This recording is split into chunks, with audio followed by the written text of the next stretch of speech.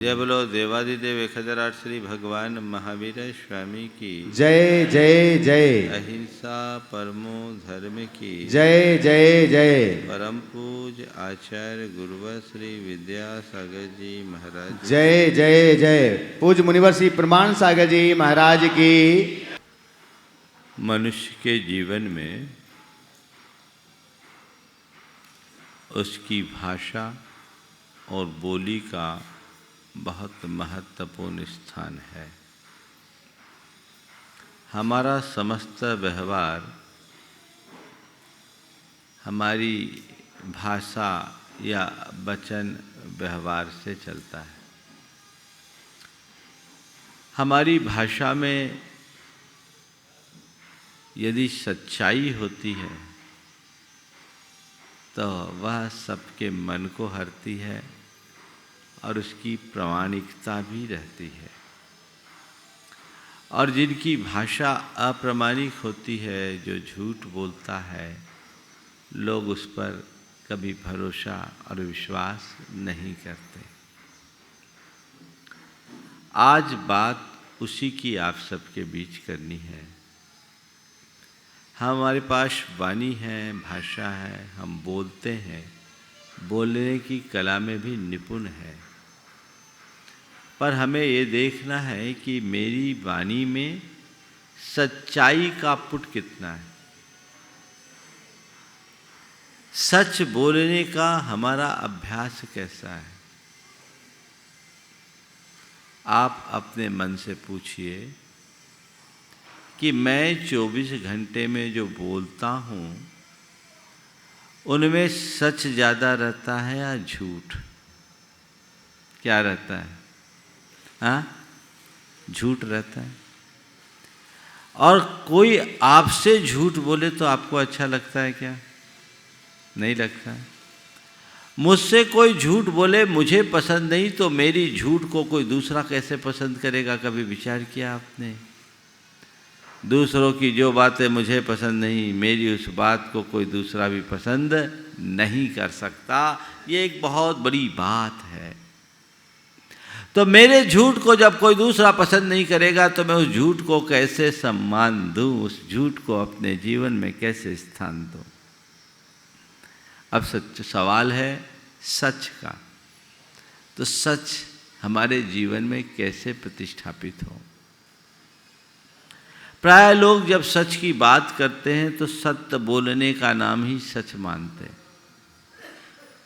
संत कहते हैं सच बोलना सच है, पर केवल सच बोलना ही सच नहीं है।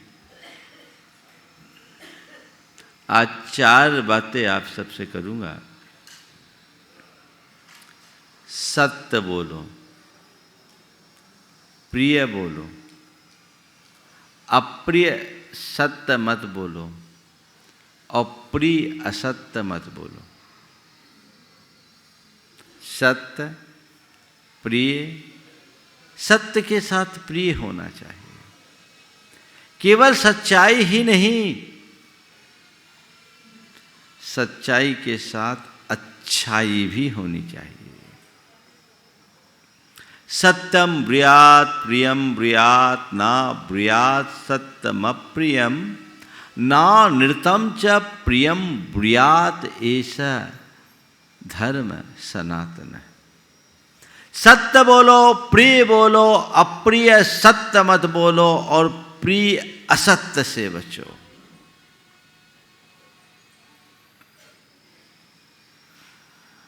आज इसी बात का उल्लेख आप सबके बीच किया जाना है। मैं सूत्रों से अपनी बात की शुरुआत करता हूँ। आज का पहला सूत्र है सच्चाई क्या है?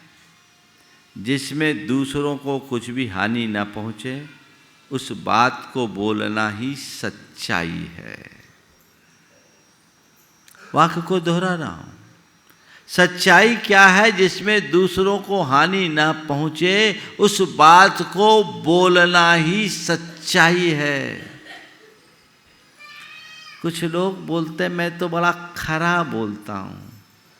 संत कहते खरा बोलो, पर ऐसा खरा मत बोलो कि किसी को अखर जाए। किसी को अखरने योग्य खरा बोलना भी गलत है। कुछ लोग कहते सत्य कड़वा होता है। मैं कहता हूं जहां कड़वाहट है वहां सत्य है ही नहीं। सत्य तो मधुरता का पिंड है। सत्य बोलिए पर प्रिय बोलिए। सीधे सीधे ऐसी बात मत कह दीजिए जो व्यक्ति के हृदय को चुभ जाए। जैसे मान लीजिए कोई व्यक्ति मातृ पितृ विहीन है, दूसरे शब्दों में अनाथ है। उस व्यक्ति को सीधे सीधे कह दे इसका कोई नहीं, ये अनाथ है, उसको अच्छा लगेगा क्या? हाँ? और यही इसी वाक्य को कहा जाए कि महाराज जी बहुत वर्षों से इनके माता पिता का साथ इनसे छूट गया है। दोनों वाक्य का अर्थ तो एक ही है ना। एक व्यक्ति आकर के कह रहा है महाराज इसको आशीर्वाद दो, ये अनाथ है। और दूसरा व्यक्ति आके कह रहा है महाराज इसको आशीर्वाद दो, इसके माँ बाप का साथ इससे छूट गया, आपके आशीर्वाद की इसे प्रबल आवश्यकता है। बात एक ही है पर दोनों का आशय बहुत अलग अलग है, दोनों का प्रभाव भी अलग अलग है। कभी किसी व्यक्ति की जाति सूचक शब्दों का सीधे सीधे प्रयोग मत करो। कभी किसी व्यक्ति के कुल की बात को सीधे सीधे मत कहो। कभी किसी व्यक्ति की पारिवारिक और आर्थिक स्थिति एक साथ सीधे सीधे प्रकट मत करो, क्योंकि ये बातें अगर कमजोर हो तो मनुष्य को चुभती है। कोई ऐसी बात जो सामने वाले को अप्रिय लगे अपने जबान से कभी मत निकालो। ऐसे शब्द जिससे सामने वाले के मन को नुकसान पहुंचे अथवा उस व्यक्ति को और कोई दूसरा नुकसान हो जाए, वहां आप चुप रहिए, राजदार बने रहिए। किसी के ऐसी बात को आप प्रकट कर रहे हैं जिससे उसको नुकसान होने वाला है तो वह सत्य नहीं असत्य है। हमने तो सच सच बता दिया। ये चुगलखोरी होती है ना, उसमें कई लोग सच्ची चुगली करते हैं पर उसका परिणाम झूठा निकलता है। किसी ने किसी के बारे में किसी से किसी संदर्भ में कुछ कहा, मान लो उसके मन में उसका पूर्वाग्रह था या उस समय उसका मानसिक संतुलन थोड़ा अलग था, उसके अंदर क्रोध का आवेग था, गुस्से में किसी ने किसी के बारे में कोई अशोभन टिप्पणी करी और आपने सुनकर के उसको ले जाकर जोंका तो थोड़ा नमक मिर्च भी लगा दिया और कम्युनिकेट कर दिया। बोला तो सही है लेकिन परिणाम बुरा है। उससे सामने वाले का एक दूसरे के प्रति वैमनस्य बढ़ा, बैर बढ़ा, तो वो सत्य सत्य कहलाने की श्रेणी में नहीं आएगा, वो असत्य बन गया। एक बात ठान लीजिए, अगर किसी व्यक्ति की कोई गलती भी है तो उसे इस तरीके से प्रस्तुत न करे जिससे उसको अतिरिक्त हानि पहुंचे, चाहे वह उसकी प्रतिष्ठा और छवि को मलिन करती हो, चाहे उसे आर्थिक हानि हो या उसके पारिवारिक संबंधों को नुकसान पहुंचाता हो या उसकी सामाजिकता पर असर डालती। आपको ये देखना है कि मेरी बोली का परिणाम क्या निकलेगा। ये अपने हृदय में एकदम अंकित कर लेना है कि मुझे ऐसा सच कभी नहीं बोलना जिससे किसी के लिए हानि पहुंचे। इस वाक्य को गहराई से समझिए। सच्चाई क्या है? जिसमें दूसरों को कुछ भी हानि ना पहुंचे, उस बात को बोलना ही सच्चाई है। सत्य के साथ हित होना चाहिए।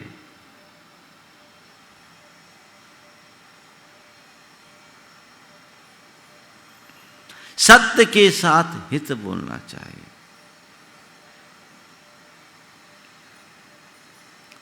सत्यम प्रियम च हितम प्राहु सुनितम सुनतव्रता तत्सत्यम अपि नो सत्यम अप्रियमा हितम च यत्।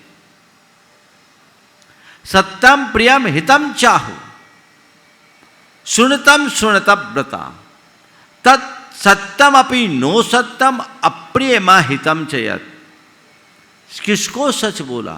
जो सच होने के साथ प्रिय और हितकारी भी हो। उस सत्य को भी असत्य कहा गया जो अप्रिय और अहितकारी है। बात को समझ रहे हैं आप? तो सच्चाई क्या है? जिसमें दूसरों को कुछ हानि ना पहुंचे, उस बात का बोलना ही सच्चाई है। अन्यथा तुम भी झूठे। तुम जिस पर आरोप लगा रहे वो तो झूठा है ही, तुम भी झूठे। तुम जिसकी चर्चा कर रहे हो वो तो बुरा है ही, तुम भी बुरे। दूसरे को बुराई मिटाना मेरे बस की बात नहीं है, पर खुद को बुरा बनने से बचाना तो मेरे हाथ में है। हम दूसरों के लिए अपने भीतर गंदगी क्यों भरे? इस समझ अंतरंग में होनी चाहिए। दूसरा वाक्य, उस झूठ में भी सत्यता की विशेषता है जिसके परिणाम में नियम से भलाई होती है। वाक्य को समझिए। उस झूठ में भी सत्यता की विशेषता है जिसके परिणाम में नियम से भलाई होती है। अर्थात किसी के हित के लिए बोला गया झूठ भी सच है, और वह सच भी झूठ है जिससे किसी का अहित हो।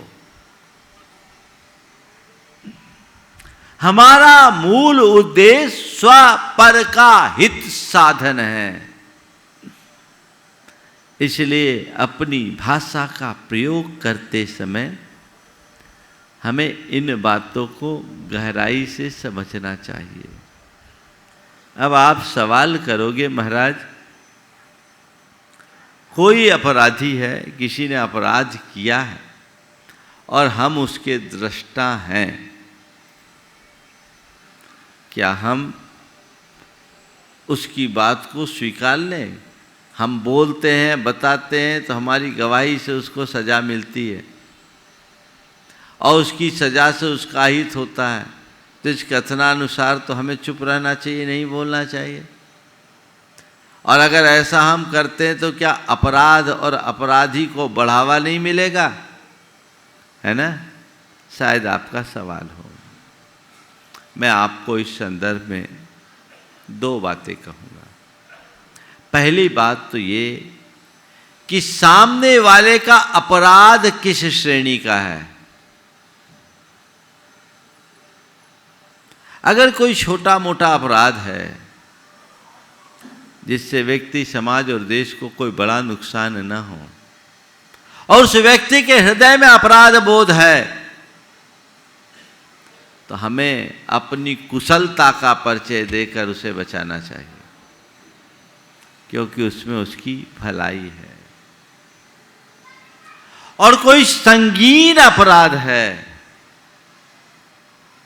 तो हमें राष्ट्रीय और सामाजिक व्यापक हितों को देखते हुए अपने विवेक से व्यवहार करना चाहिए। वहाँ उसे छिपाना ठीक बात नहीं है, वो अपराध है। लेकिन लोग झूठी गवाही दे देते हैं तो महाझूठे हैं। हमें देखना है कि अंततः क्या होता है। और जिस व्यक्ति की सोच बड़ी होती है वह ऐसी जगह में भी अपने विवेक का परिचय देते हुए सबको बचा लेते हैं। मेरे संपर्क में एक सज्जन है, जिसके बेटे का एक्सीडेंट में मृत्यु हुई, बेटे की, और संयोग से जो युवा गाड़ी चला रहा था वो 18 साल से कम का था। धोखे से एक्सीडेंट हुआ, उसकी मृत्यु हुई। वो उसका प्रत्यक्ष दृष्टा था। उस व्यक्ति ने बहुत समझदारी का काम किया। उसने सोचा मेरा बेटा तो चला ही गया, मेरे बयान से एक दूसरे का बेटा भी जेल चला जाएगा, उससे मुझे मिलेगा क्या। उसने बहुत गंभीर मंथन किया और जब कोर्ट में बात आई उसने कह दिया गाड़ी चला कोई और रहा था, ड्राइवर था जिसका लाइसेंस था, इसका कुछ नहीं हुआ। वो लड़का बच गया, लेकिन बच क्या गया, बदल गया, क्योंकि उसके मन में पहले भी कोई द्वेष तो था नहीं। थोड़ी सी चूक हुई, गाड़ी भिड़ गई, एक्सीडेंट हो गया और सामने वाला दुर्घटनाग्रस्त होकर के चल बसा। लेकिन उस व्यक्ति के हृदय में ऐसी अमिट छाप पड़ी कि आज भी वो उस व्यक्ति को अपने पिता से भी ज़्यादा सम्मान देता है, पिता से बढ़ कर के मानता है। उस व्यक्ति ने झूठ बोला या सच, आप बताइए। हाँ, उसको हम झूठ बोलेंगे या सच? थोड़ा बोलो जोर से। सच। समझ में आ गई ना बात? तो ऐसा सच मत बोलो जिससे किसी का हित हो, और किसी का हित होने के लिए, हित करने के लिए थोड़ा झूठ भी बोल दो तो चलेगा। हित कर सच बोलो। कदाचित हितकारी झूठ भी बोल दो, पर अहितकारी सच कभी मत बोलो। तो सत्य बोले, प्रिय बोले। क्या बोले? प्रिय, मीठा बोले। थोड़ा सा चाशनी मिला करके बतासे में कड़वी दवाई भी दी जा सकती है ना? कितनी कड़वी दवाई हो, अगर बतासे में दे दो तो अच्छा लगता है ना? और सीधे सीधे तो गड़बड़ होगा, है ना? वो आप उसको नहीं ले पाएंगे। तो सीधे सीधे मत लो, शुगर कोटेड होना चाहिए। और आपकी जबान में कड़वी सी कड़वी दवा को शुगर कोट करने की फैक्ट्री लगी है। वो प्रोसेस अपना लीजिए। थोड़ा सा अपने विवेक बुद्धि का परिचय दीजिए। शब्द को प्रयोग में लाने से पहले एक पल का विचार कर लीजिए। आप पाएंगे कि आपके मुख से मिठास झर रही है और आपके संबंध भी मधुर बन जाएंगे। सीधे सीधे खरा खरा सुनाना अच्छी बात नहीं है। और लोग बोलते हैं अरे मैंने तो खूब खरी खोटी सुना दी। क्या कहना है? खरी खोटी सुना दी। मैं आपको बताऊं, अगर तुम सुना रहे हो ना तो खोटा ही है। सुनना हमारा काम है, सुनाना हमारा काम नहीं। किसी से भी बोलो, बात करते समय ध्यान रखो, 4 प्रकार की भाषा से बचो। आरोप की भाषा से बचो, अपमान की भाषा से बचो, आलोचना परख वचनों से बचो, और आदेश परख वचनों से बचो। किसी पर आपने आरोप लगाया, वो उसको अप्रिय लगेगा। किसी की आपने सीधे सीधे आलोचना कर दी, बुराई कर दी, बुराई किसी को अच्छा नहीं लगता। सीधी मिर्ची लगती कि नहीं लगती? किसी को आप ऑर्डर करोगे, आदेश दोगे, उसको लगेगा हमको नौकर समझ लिया है। आदेश की भाषा किसी को अच्छी नहीं लगती। और जिन शब्दों में किसी को अपमान महसूस हो, कोई अपने आप को अपमानित सा महसूस करे, ऐसे वचनों का प्रयोग करोगे तो वह भी किसी को कभी अच्छी नहीं लगेगी। लगती है क्या? ये सब अप्रिय वचन हैं, इनसे अपने आप को बचाइए। आरोप, तुमने ऐसा कर दिया, तुमने वैसा कर दिया, ये तुम्हारी करतूत है, तुम्हारी करनी है, तुम्हारे वजह से हुआ, एक वाक्य ये। और किसी व्यक्ति के द्वारा कुछ गलत हो भी गया और आप उसे सत्यापित करना चाहते या उसे समझाना चाहते हैं, तो उस घड़ी में सीधे सीधे ऐसा कहना, क्यों जी तुमने ऐसा क्यों किया? अगर थोड़ा सा वाक्य को बदल दे तो देखिए करामात कैसी होती है। आप ऐसा बोलने की जगह कि आपकी करतूत है या आपने किया है, भाई साहब कहीं ये आपसे तो नहीं हुआ? आपको पता है किसने किया? आप बता सकेंगे? बोलो, कौन सा वाक्य प्रयोग करना अच्छा समझोगे? पहला वाला या दूसरा वाला? और करोगे कौन सा? बोले महाराज हमने तो आपसे एक ही बात सीखा, नंबर 1 काम करो, नंबर 2 तो आप रोज मना करते हैं, इसलिए हम सब नंबर 1 में करते हैं, तो सब में नंबर ही बनते, नंबर 1, पाप में भी नंबर 1, है ना? कितना अंतर है। सीधे सीधे किसी से आपने कहा चुभ जाएगी बात, और थोड़ा सा स्टाइल से आपने कह दिया तो बात भी होगी और सब कुछ हो जाएगा। ये सब तुम्हारा किया धरा है, ऐसा कहोगे लगेगा। और अगर उसकी जगह ये कहोगे, यद्यपि तुम हर काम में बहुत सावधानी रखते हो, लेकिन इस बार कुछ समझ में नहीं आ रहा है, लगता है कहीं तुमसे तो नहीं हुआ। कितना अंतर आएगा? हाँ, तो सब तो तुम लोगों को पता है, जानते सब हैं पर मानते नहीं है, और कसम खाए बैठे हैं जैसे हम जी रहे वैसे ही जिएंगे, चाहे कितने ही प्रवचन सुन लो। सीधे सीधे आरोप कभी मत चलो, एक सिद्धांत अपना बनाओ। आदेश के स्वरों में आप कोई काम मत कहो, कोई शब्द मत कहो, ये काम करो, वो करो, ऐसा करो, वैसा करो, ये लाओ, वो लाओ, ये उठाओ, वो धरो। जैसे आपने सामने वाले को नौकर समझ लिया, मैं कहता हूँ नौकरों से भी आदेश की भाषा का प्रयोग नहीं करना, अनुरोध की भाषा का प्रयोग करो। उसकी जगह अगर आप करो, अगर ऐसा कर लो तो अच्छा रहेगा। क्या आप ये कर सकते हैं? क्या आप मुझे थोड़ा इस कार्य में अपना अमूल्य सहयोग प्रदान करेंगे? क्या आप इतने बजे मुझे समय दे सकते हैं, मुझसे मिल सकते हैं? कितना अंतर आ गया? लगेगा अच्छा?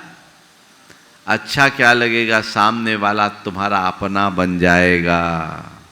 थोड़ा बदलाव लाओ, थोड़ा सा बदलाव, और ज्यादा कुछ करने की जरूरत नहीं है। अप्रिय शब्दों से बचो। आलोचना, तुमसे तो कुछ बनता ही नहीं, तुम किसी काम के नहीं, सिर्फ गलती पर गलती करते, कोई भी काम किए गलती। और आप लोग आलोचना परक शब्दों का प्रयोग रोज करते हो, है ना? पत्नी ने भोजन परोसा, सब कुछ अच्छा है ना? बस थोड़ा सा एक सब्जी में नमक की मात्रा थोड़ी कम हो गई, क्या प्रतिक्रिया करते हो? क्या प्रतिक्रिया करते हो? ईमानदारी से बोलो। चुपचाप खाते हो कि हल्ला मचाते हो? हाँ, क्या बोलते हो? इतने बरस हो गए आज तक रोटी बनाना नहीं जानते, पूरा खाना गोबर कर दिया, कोई स्वाद ही नहीं है, तुम्हें कुछ आता ही नहीं, तुम तो कोई काम की ही नहीं हो, यही बोलोगे? हालांकि काम उसी से बनेगा, लेकिन उस समय पता नहीं क्या क्या निकलेगा। हाँ? अगर इसकी जगह थोड़ा सा मेरी तरह भाषा का प्रयोग करो। आज भोजन तुमने बहुत अच्छा बनाया, सब कुछ बहुत अच्छा है, परोसगारी भी तुम्हारी बहुत अच्छी है, रोज़ तुम भोजन अच्छा बनाती हो, तुम्हारे भोजन की मैं जितनी सराहना करूं कम है। और आज तुमने सब्जी भी बहुत अच्छी बनाई, सब कुछ अच्छी बनाई और सारी सब्जियों का टेस्ट भी अच्छा था। एक वो वाली जो सृष्टि ना ऐसी सब्जी लगता है उसमें तुम नमक डालना भूल गई। क्या हो गया बोलो बोलो। अरे महाराज इतनी सबूरी हो तब तो वहां तो सीधे फायर।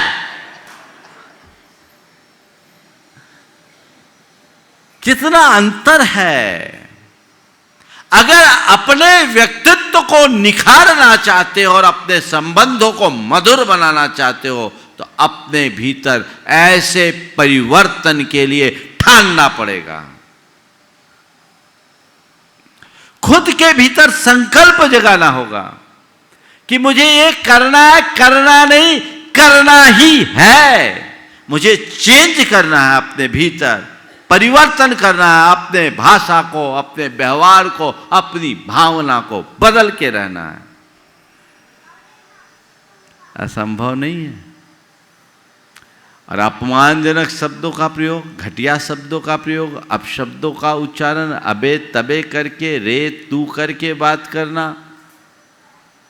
गाली गलौज करना, ये किसी सभ्य मनुष्य के लिए शोभा नहीं देता। ये सब अप्रिय शब्द है। ऐसे अप्रिय वचनों के प्रयोग से सदैव बचिए। कोई कठिनाई है? हमारे पास ऐसा तो नहीं कि खराब शब्दों का ही स्टॉक भरा, अच्छे शब्द नहीं है मेरे पास, हाँ है कि नहीं? तो जब हमारे पास अच्छे शब्दों की भी व्यवस्था है तो हम बुरे शब्दों का प्रयोग क्यों करें? इसी कुरल काव्य में एक प्रकरण में पीछे आया था कि जो लोग अच्छे शब्दों को छोड़कर अपशब्दों का उच्चारण करते हैं वे पके और मीठे फलों को छोड़कर कच्चे और खट्टे फलों को खाना पसंद करते हैं। तो मुंह खट्टा हो, दांत खट्टे होंगे, क्या काम का? जिस मनुष्य के विचार जितने उन्नत होते हैं उसके मुख में वचन भी उतने ही परिष्कृत होते हैं, उतने ही पवित्र होते हैं, निर्मल होते हैं, मधुर होते हैं। अपने वचनों का प्रयोग हमें उसी तरीके से करना चाहिए। अगर इतनी सी सावधानी रख लो तो रोज का जो झगड़ा है वो खत्म हो जाएगा। वचनों से ही महाभारत हुआ और बोली से ही महाभारत को शांत किया जा सकता है। जिस बात को तुम्हारा मन जानता है कि वह झूठ है, जिस बात को तुम्हारा मन जानता है कि वह झूठ है, उसे कभी मत बोलो, क्योंकि झूठ बोलने से स्वयं तुम्हारी अंतरात्मा तुम्हें जलाएगी। समझ गए? छोटे छोटे स्वार्थों में झूठ मत बोलो। बिना प्रयोजन झूठ मत बोलो। अपने आप को झूठा बना के क्या करोगे? कई लोग हैं जो बोलते ही रहते हैं, फांकते हैं, जिनको फेंकू बोलते हैं, कुछ ना कुछ बोलते रहते हैं। उस व्यक्ति की बात पर कोई प्रभावित होगा? उस व्यक्ति की बात पर कोई विश्वास करेगा? कोई नहीं करेगा। वो अंदर से तुम्हें मालूम है ये झूठ है तो तुम्हारी अंतरात्मा तुम्हें जलाएगी, तुम्हारा पतन तो है ही। और एक बार बोले गए झूठ को छुपाने के लिए मनुष्य 100 झूठ और बोलने को बाध्य होता है। उनसे बचना चाहिए। अगला वाक्य है, देखो जिस मनुष्य का मन सत्य व्रत से पवित्र है वह सबके हृदय पर शासन करेगा। जिस मनुष्य का मन सत्य व्रत से पवित्र है वह सबके हृदय पर शासन करेगा। पर दूसरों के हृदय में शासन तभी होगा जब खुद पर अनुशासन हो, है ना? अपने वचनों में संयम, सत्य के प्रति निष्ठावान बनिए। ये संकल्प अपने मन में जगाइए। और अगला वाक्य है, जिसका मन सत्यशीलता में निमग्न है वह पुरुष तपस्वी से भी महान और ऋषियों से भी श्रेष्ठ है। जिसका मन सत्यशीलता में निमग्न है वह पुरुष तपस्वी से भी महान और ऋषियों से भी श्रेष्ठ है। वो श्रेष्ठता तुम एक साधारण व्यक्ति के भीतर घटित हो सकती है केवल सत्य के प्रताप से। ऐसा सत्य हमारे जीवन में प्रतिष्ठित हो, हम सत्यशील बनकर अपने जीवन को आगे बढ़ा सके। इस पवित्र भाव के साथ आज यहीं पर विराम। बोलिए परम पूज आचार्य गुरुवर श्री विद्यासागर जी महाराज।